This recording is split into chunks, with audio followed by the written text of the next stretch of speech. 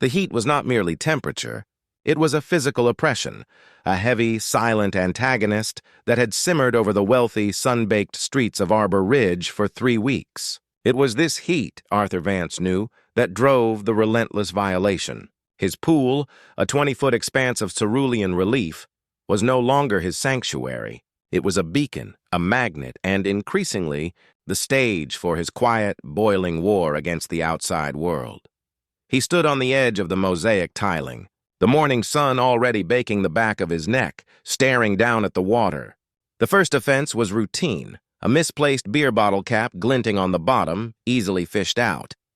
The second was a declaration, a large, gaudy, inflatable swan left deflated and floating like a bloated corpse near the deep end.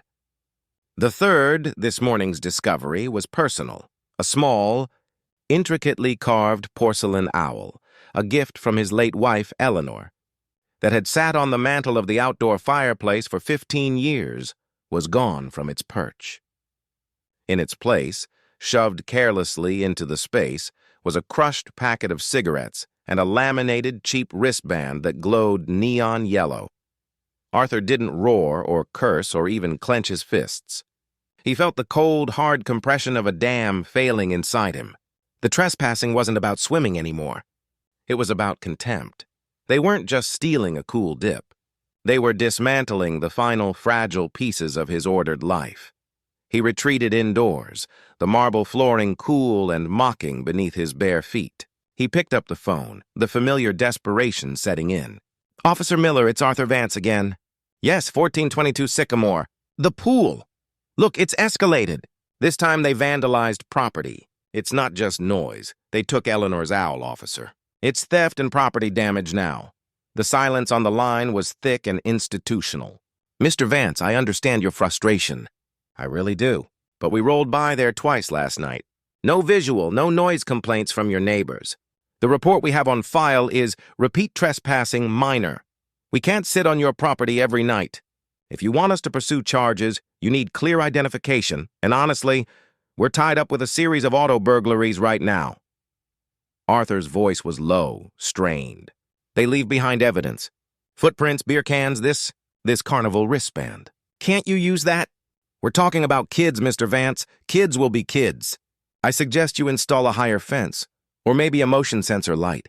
The court system won't prioritize a few hours in your pool. You know how it is." He knew how it was. The Homeowners Association was useless, citing aesthetic restrictions on fence height and rejecting his proposal for security cameras as too intrusive to the neighborhoods. Character. The police treated him like a crank calling about squirrels. Arthur hung up, the ceramic dial clicking loudly in the profound silence of his empty house. He was alone in this. The only thing that mattered was defending his last line of defense against the chaos, his own piece of sanity. That evening, Arthur didn't call the police.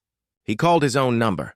He sat in the darkened master bedroom overlooking the backyard, the infrared light of a hidden hunting camera he'd installed on a tree trunk bathing the pool area in a dim, spectral glow. At 11:47 p.m., the shadows moved. They didn't sneak. They didn't whisper. They vaulted the low ornamental fence near the west gate, 2 tall boys and a girl, moving with the careless arrogance of youth who believed the world was their free-access playground. The leader, a broad-shouldered young man with a shaved head, Arthur recognized him as Jake, the neighborhood nuisance who drove a loud, rebuilt muscle car, carried a booming waterproof speaker. "Party's on, losers!" Jake shouted into the quiet air, turning up the speaker until the bass thumped against Arthur's window pane. They dove in, yelling, the water exploding upwards. They played a crude game of catch, splashing and yelling obscenities, their laughter echoing the sound of Arthur's dwindling control. He watched the way Jake treated the water, the way he spat into the pristine surface and a cold, clear thought solidified in Arthur's mind. You won't respect it until it fights back. Calling the police was pointless. Confrontation was dangerous. He was 72, frail, and they were 3 strong.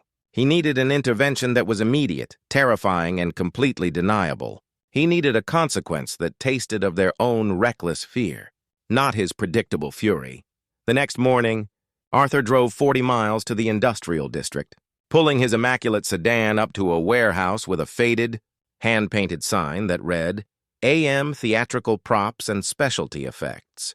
He was met by a woman named Vera, whose face was a patchwork of surgical scars and whose fingers were stained with paint and latex. She looked like a retired carnival operator who moonlighted as a taxidermist. "You're looking for a deterrence, yes?" "Not a conviction," Vera stated, adjusting her thick-rimmed glasses, her eyes sharp and assessing. "You want them to fear the water, not the law." "The law is a slow burn. Fear is instant combustion," Arthur nodded, swallowing. "I need a non-lethal, high-impact psychological effect. Something that suggests a presence. Something they won't see coming, but they'll remember every time they think about climbing that fence." Vera smiled, a wide, unsettling gesture. She led him through racks of severed silicone limbs and dusty animatronic figures. She stopped at a shelf containing a matte black, football-sized housing unit labeled in stark white stencil, Cerberus Feep 2, submersible sonic projector. "This," she said, tapping the casing with a long painted nail, "is the Cerberus. It's designed for movie sets, specifically for underwater jump scares in horror films. It doesn't use electricity to shock or chemicals to poison. It uses physics." She explained that the device, when remotely triggered, emitted a precise, ultra-low-frequency sonic pulse, a noise that bypassed the ear and resonated directly in the chest cavity, causing an instantaneous, profound feeling of physical dread, akin to a heart attack. Combined with a burst of non-toxic, quick-dissolving, hyperpigmented dye and a theatrical-grade compressed air charge designed to shoot a vertical geyser of water 15 feet high, it created a chaotic, terrifying event. The fear is visceral. Mr. Vance. It makes the hair stand up on their arms, it steals their breath, and the water starts moving like something alive is coming for them. And the dye is temporary, a harmless marker. It's a clean slate the second the cops arrive, if they even call. They'll be too busy running. The price was exorbitant. It was more than the deductible on his pool resurfacing. But Arthur didn't hesitate. He paid with his card, watching the total appear on the screen. He wasn't paying for a device. He was paying for his peace, for the right to mourn in quiet, for the sacred boundary that had been repeatedly breached. Vera packed the Cerberus V2, along with the 2 required chemical dye canisters, color, deep gore red, into a heavy-duty storage box. A word of advice.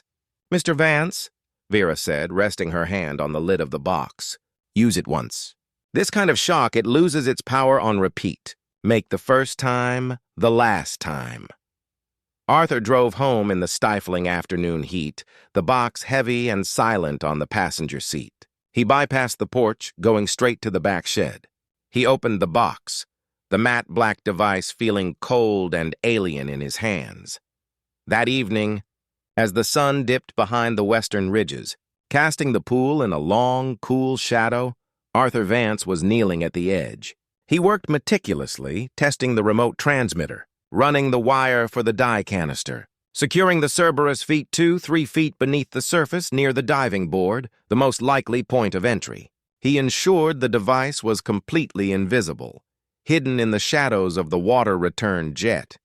When he was done, he stood up, brushing the clinging remnants of chlorine from his trousers. He looked at the perfectly still, inviting blue of the pool.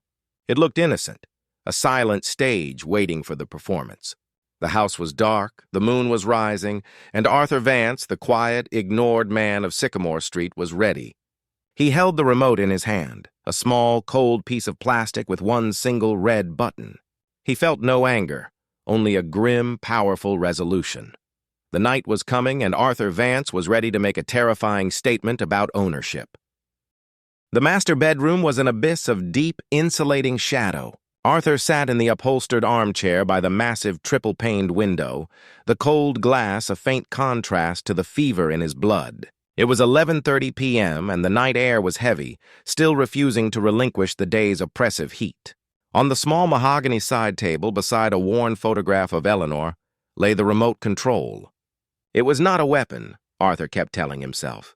It was a fence. It was the only boundary left that hadn't been trampled. He watched the hidden infrared camera feed projected dimly onto a small, dedicated monitor tucked into the corner. The world was rendered in ghostly black and white. The manicured lawn, the pale mosaic tiles, and the pool, a rectangle of luminous, silent mercury. Every shadow was amplified. Every rustle of dry leaves sounded like a footstep. The waiting was a slow, physical torment, a grinding tension that coiled every muscle in his 72-year-old body. He realized he was holding his breath, listening not for sound, but for the absence of it, the silence that would be shattered by their arrival. At 11:58 p.m., the silence broke, not with a whisper, but with the unmistakable roar of Jake's muscle car down the street, followed by the squeal of tires as he braked too hard. Arthur's heart, which had been performing a slow, steady drumbeat of dread, leaped into a frantic tattoo. Jake, Ken, and Mia, the three teenagers from the previous night, vaulted the ornamental fence near the west gate with practiced ease. This time they were more brazen. Jake was carrying two large, brightly colored pool noodles, treating them like victory flags. "Check it, guys," Jake gloated, his voice loud and coarse, enjoying the sheer audacity of his own trespass. "Old man Vance is asleep in his coffin. Look at this water, it's perfect. Like, seriously, what's he even doing with a pool this size if he's not using it?" Mia laughed, a sharp, dismissive sound. "Saving it for his ghost wife, probably." "Just hurry up. I want to cool down before we hit the diner." Ken, quieter, hesitated near the edge. "Dude, I still think we should just hit the public one." "What if he sees us?" "He sees us every night, Ken, and what does he do?" "Nothing. He calls Officer Miller, who tells him to get a hobby. He's harmless. Get in, you chicken neck."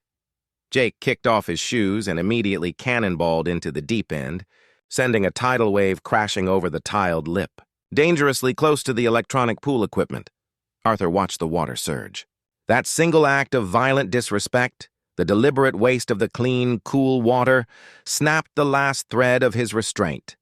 He felt a fierce primal desire for retaliation, a cold fury that pushed all doubt out of his mind. This is not about fun for them. This is about dominion. Jake surfaced, shaking the water from his shaved head, laughing hysterically. Mia shrieked as she jumped in after him, grabbing a pool noodle. Ken slowly eased himself in from the shallow end, still glancing nervously toward the dark house. Jake's booming waterproof speaker, placed precariously on the edge of the diving board, started blasting abrasive electronic music. The bass hammered the air, shaking Arthur's window with every beat. This was the moment. The three of them were in the water, fully submerged, fully committed to the act of violation. Arthur's hand moved, steady and precise. He pressed the single red button on the Cerberus V2 remote. The effect was instantaneous and absolute. There was no precursor, no warning buzz. The ultra-low frequency sonic pulse, completely silent to the ear, struck them like a physical blow. It didn't just vibrate the water. It resonated directly through their bodies, hitting the soft tissue of their chests and the fluid in their inner ears. Jake, who was floating on his back, eyes closed in hedonistic pleasure, suddenly thrashed, a guttural sound of terror escaping his throat. It felt to him like his heart had seized, or that some colossal, unseen creature had wrapped its jaws around his ribcage and squeezed. His vision tunneled. Then came the visual horror. The two dye canisters, triggered milliseconds after the sonic pulse, unleashed their contents. A massive churning cloud of deep gore red dye erupted around the Cerberus unit near the diving board, quickly blooming through the entire pool. In the pale moonlight, the water transformed instantly from inviting blue to a horrifying, opaque crimson. Simultaneously, the theatrical-grade compressed air charge exploded. A geyser, 15 feet high, erupted right where Jake had been floating moments before, throwing a mountain of violently red water into the night sky.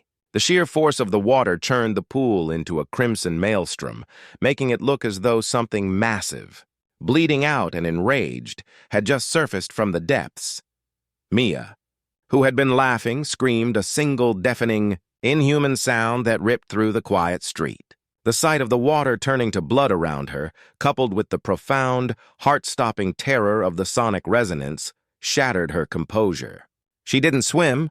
She clawed at the surface, trying to escape the substance itself. What the f-? Jake sputtered, fighting his own panic. His cocky bravado evaporated. The fear was too real, too physical. His chest still felt compressed. And the water, his playground, now felt like a viscous, living threat.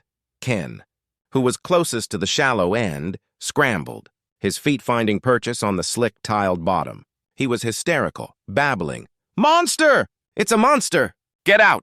He didn't even notice the dye had stained his white t-shirt a sickening, deep rose. They all scrambled for the edges, dripping crimson water and chlorine onto the pristine white tiling.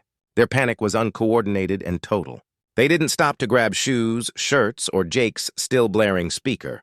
They ran, terrified not of Arthur but of the pool itself. They saw the house was dark, yet the pool had become a weapon. Mia stumbled over the diving board stand and kept going, vaulting the low fence near the west gate without a sound, a phantom figure coated in red water. Ken was right behind her, his breath ragged. Jake, the leader, stopped only once, right at the fence line. He looked back at the churning, bloody pool, his face a mask of primal shock. The music was still booming, a surreal soundtrack to the chaos. Then he spotted something, a reflection on the dark window of the master bedroom. For a split second, his eyes, wide with terror and something darker, locked onto the vague silhouette of Arthur. He didn't wave, he didn't shout. He simply ran, disappearing into the night. Arthur sat back in his chair, the remote falling into his lap. The music was the only thing left. The pool, slowly settling, was a vast, glittering expanse of shocking, unnatural red under the moonlight. The silence of the night was broken only by the thumping bass and the violent, residual echo of 3 terrified screams. He felt a grim, awful satisfaction, a sense of having finally redrawn the boundary. But as he watched the crimson water, the silent, terrifying consequence of his action, a knot of fresh dread tightened in his stomach. He hadn't just scared them. He had utterly broken them. And then he saw it on the infrared monitor.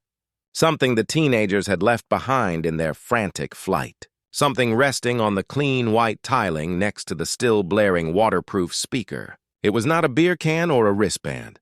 It was a heavy silver chain, its links catching the faint light. Dangling from the chain was a small, intricately carved porcelain owl. Eleanor's owl, the one they had stolen. But the eyes of the owl had been carefully and maliciously scratched out, leaving 2 empty black sockets staring up at the dark house. This wasn't just a consequence of their fear. It was a symbol of deliberate malice left by someone who had clearly recognized the theft and yet returned the item, not in surrender, but as a chilling, personalized warning. The battle wasn't over. It had just turned vicious.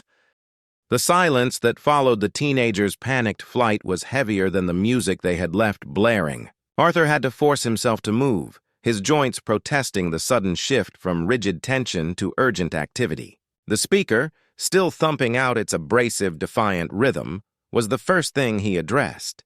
He crept out onto the patio, moving with the practiced stealth of a hunter, and snatched the device. Cutting the power felt like cutting the connection to the night's madness. Then he turned to the pool. Under the first thin light of dawn, the crimson water was not merely dyed. It was wrong. It looked thick, radioactive, a chemical violation of the suburban peace. The dye was supposed to be quick dissolving, but the sheer volume had transformed his backyard into a scene from a nightmare. He had quite literally turned his sanctuary into a symbol of spilled blood. He found the owl immediately. Eleanor's porcelain piece, resting on the clean tiling next to the faint lingering footprints of their hurried departure. He picked up the silver chain it was attached to. The owl felt heavy, cool in his hand. He looked closely at the tiny, delicate face. The eyes were gone, scraped out with a sharp instrument, leaving 2 small, horrific craters of white porcelain. It wasn't just a threat. It was communication. I know you saw me. I know you know who I am. And I know what matters to you. The sight galvanized him more than the terror of the previous night's confrontation. He had thought the Cerberus Phi 2 was the end of it. He now realized it was the official declaration of war. He spent the next 3 hours in a frantic, exhausting race against the rising sun. First, retrieving the Cerberus unit. He had to wade into the shallow end, the now warm red water clinging to his trousers and staining his bare forearms a light, sickly pink. He fumbled beneath the diving board, his fingers stiff, until he managed to unstick the heavy casing and retrieve the spent dye canisters. Next, the decontamination. Vera had assured him the dye was neutralized by simple household shock chemicals, but the quantity was overwhelming. Arthur dragged the heavy chlorine buckets from the shed, dumping massive quantities into the churning red mess. The chemicals hissed, and the water began to froth slowly, grudgingly shifting from deep crimson to a shocking milky magenta. He started the pool pump, the filter groaning under the strain of the pigment, knowing he was probably burning out the motor. But he couldn't stop. He needed it clean before Mrs. Albright, the neighborhood gossip, took her Labrador out for its 7:30 a.m. walk. By 7 a.m., the pool was a cloudy pale pink, but no longer blood red.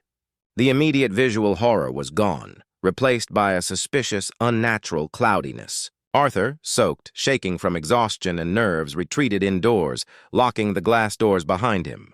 He looked out one last time at the backyard, which now looked like a crime scene poorly bleached. The owl, cleaned and silent, sat on his study desk, 4 miles away, in a cramped, cluttered garage reeking of oil and cheap beer. Jake leaned against a workbench, his breathing still ragged despite the passing hours. His skin felt clammy, his hair still damp from the dye-tinged pool.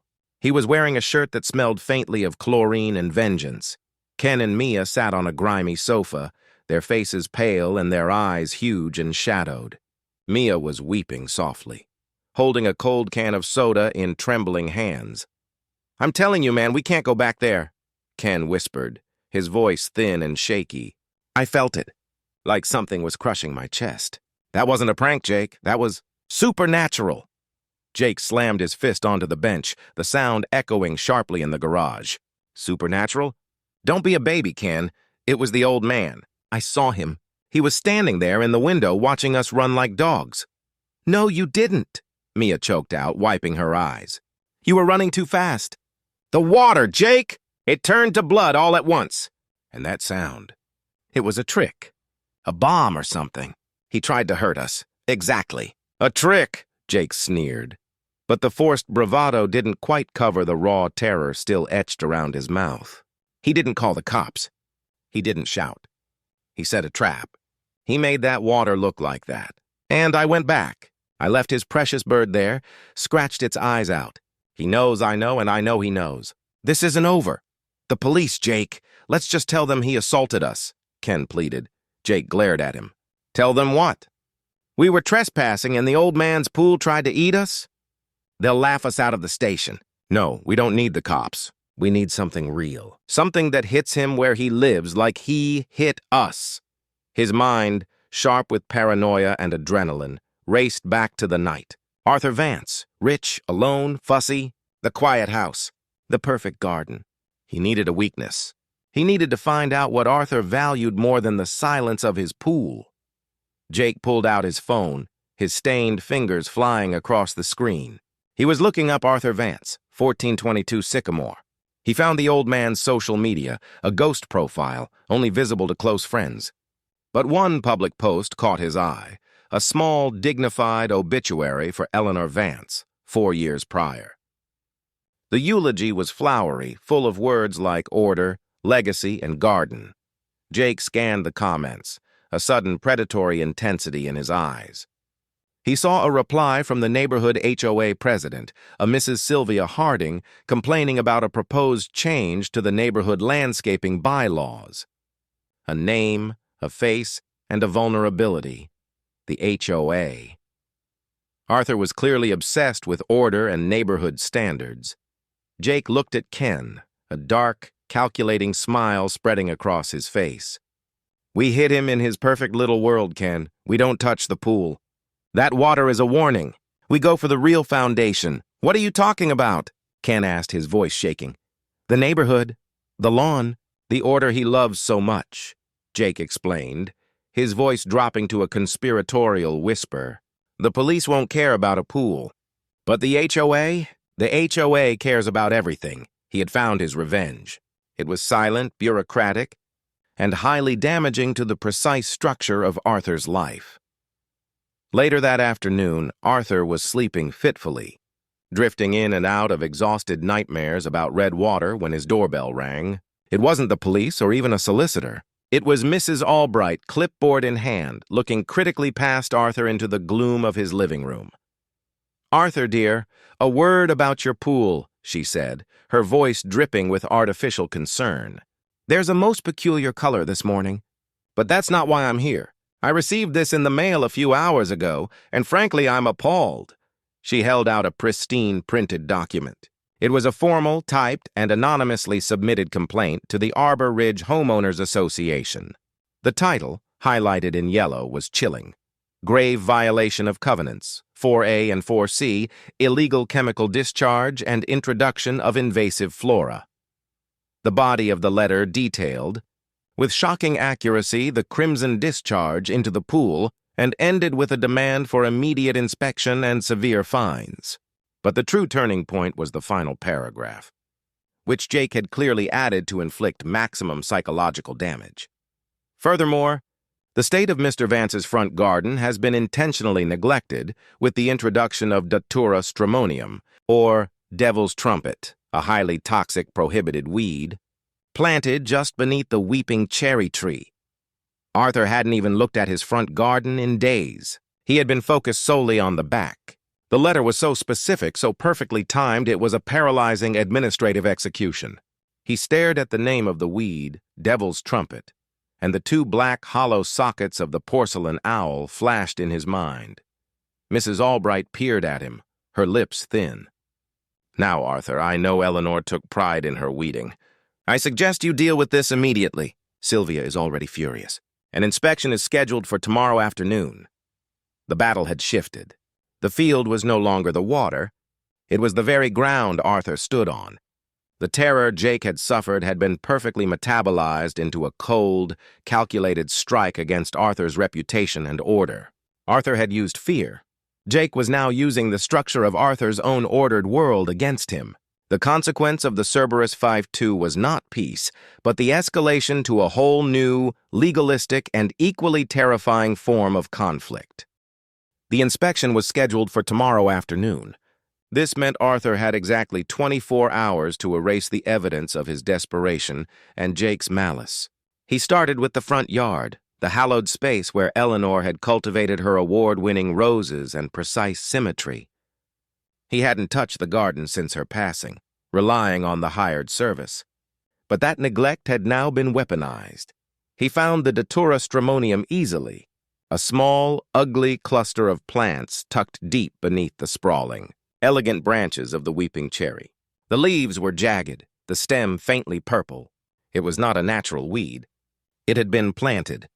The poison was not merely a threat to the garden's health, but a chilling metaphor for the venom Jake had injected into Arthur's ordered life. Devil's trumpet. He dug it up with surgical precision, bagging the soil around it, careful not to let the roots break. He didn't just want to remove the evidence. He wanted to eliminate the memory of its violation.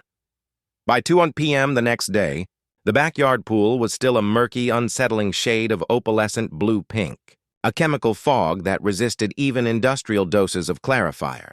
The filter motor, Arthur suspected, was likely cooked. The front garden was immaculate, its small, violent wound bandaged with fresh mulch. At 2:30 p.m., the black Mercedes belonging to Mrs. Sylvia Harding, president of the Arbor Ridge HOA, pulled up to the curb, followed closely by a small, unmarked sedan bearing the logo of a private compliance firm. Sylvia Harding was a woman carved from ice and tailored tweed, her eyes the only warm spot in her formidable demeanor, and even those were now narrowed with institutional disapproval. Beside her was Mr. Chen, the compliance officer, a man whose sole expression was one of mild, professional disappointment. "Mr. Vance?" Sylvia greeted him, her voice a low, precise instrument of judgment. "We'll need access to the rear of the property first. The complaint regarding the chemical discharge is quite explicit." Arthur led them through the house, every footstep on the marble floors echoing his humiliation.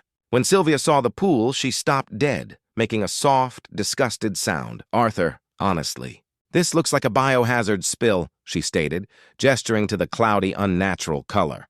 Covenant 4A expressly forbids the introduction of unauthorized chemicals that alter the aesthetic integrity of shared views. This is frankly unsightly. Mr. Chen, meanwhile, took a water sample. He didn't need to wait for lab results. "High concentrations of heavy pigment residue, Mrs. Harding. Requires full drain, acid wash, and replacement of the filtration unit. Possible permanent staining on the plaster. This will incur a fine, Mr. Vance, and a mandatory remediation order." The scene shifted to the front garden. Sylvia pointed her manicured finger directly at the spot beneath the cherry tree. "And the invasive flora, Datura stramonium. A Class 2 noxious weed, Arthur. Highly toxic. A direct violation of Covenant 4C. The complaint states it was intentionally introduced." Arthur fought to keep the tremor from his voice. "The plant is gone, Sylvia. I removed it this morning. It was placed there by trespassers who I have been attempting to deal with." "Trespassers, yes. We have your police reports." Sylvia cut him off smoothly, her eyes cold. "But the HOA rules are absolute, Arthur. Trespassers cannot be cited as cause for non-compliance. You are responsible for the physical state of your property, top to bottom.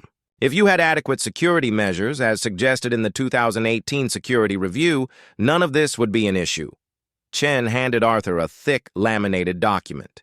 The total fines, for the chemical discharge, the failure to remediate, and the introduction of a toxic weed, were staggering, reaching 5 figures. The remediation order gave him 48 hours to start draining the pool and 2 weeks to achieve full compliance, or face further penalties that included a potential lien on the property. As they walked away, Sylvia paused, her tone momentarily softening. But the message hardened. Arthur, the anonymous complaint, was meticulous.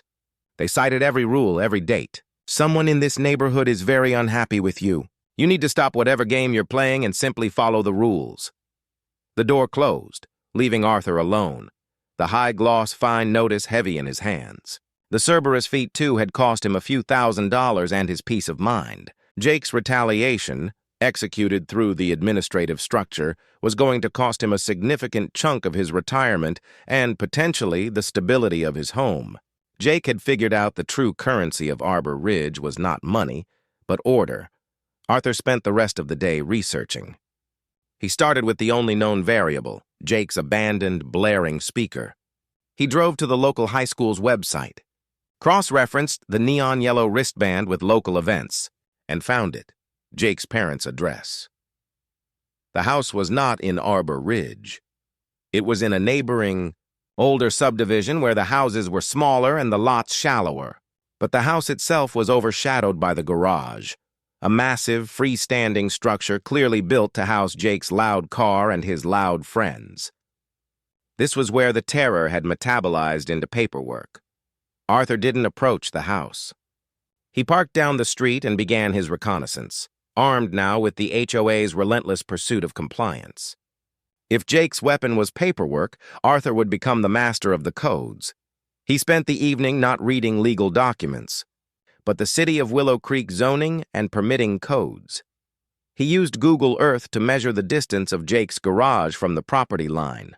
He checked the covenants for accessory structures, noise ordinances, and commercial activity in residential zones. He was looking for one single, verifiable, catastrophic violation. It took hours, fueled by lukewarm coffee and cold, hard determination. Then he found it. Section 5.311, Accessory Structure Use. Jake's garage, built in 1998, had been grandfathered in for storage and non-commercial vehicle maintenance. However, the section contained a highly specific clause regarding maximum operational decibel levels, MODL. Any structure used for hobbyist activities generating consistent noise levels above 85 dB between the hours of 10 per p.m. and 7 per a.m. requires commercial sound dampening and a special operations permit, which cannot be issued in Zone R2. Jake's entire existence, the loud car, the booming music, the late-night engine work, was based in that garage. Arthur had heard the car roar 1,000 times. He knew the noise easily exceeded 85 dB, and Jake had no commercial sound dampening, Arthur had his counterattack. It wasn't about a flower or a pool. It was about Jake's center of gravity. The next morning, Arthur drove to Willow Creek City Hall. He did not ask for a complaint form. He asked for the specific certified zoning application and use permit for 1515 Maple Drive, Jake's parents' address, and the accompanying noise complaint submission package. He filled out the forms with a precise clinical detachment, citing Section 5.311 and requesting an official noise reading be taken between 11 p.m. and 1 a.m., along with a review of the garage's permit compliance. He attached a notarized letter documenting the repeated noise disturbances that had spilled into his own neighborhood, making it clear this was a health and safety issue, not a petty grievance. He signed the document, not as Arthur Vance, the cranky old man, but as Arthur Vance, the retired engineer who understood the brutal efficiency of compliance. He was fighting fire with a regulatory explosion. That night, Arthur sat in his dimly lit study. The pool outside was still cloudy, but he didn't look at it. He was looking at the printed satellite image of Jake's garage. He had set his trap, not with a theatrical sonic device, but with the cold, unyielding weight of the city code. At 11:30 p.m., the silence broke. Not with Jake's car, but with the quiet, authoritative sound of a distinct government-issued sedan idling down Maple Drive. Arthur smiled, a thin, satisfied, and entirely cold gesture. He knew exactly what was about to happen. Jake's revenge was short-lived. Arthur's countermove was now fully in motion, a bureaucratic hammer waiting to fall on the very structure of Jake's world. The major turning point had arrived. Arthur had learned to fight the youth on their own terms, by utterly destroying their infrastructure.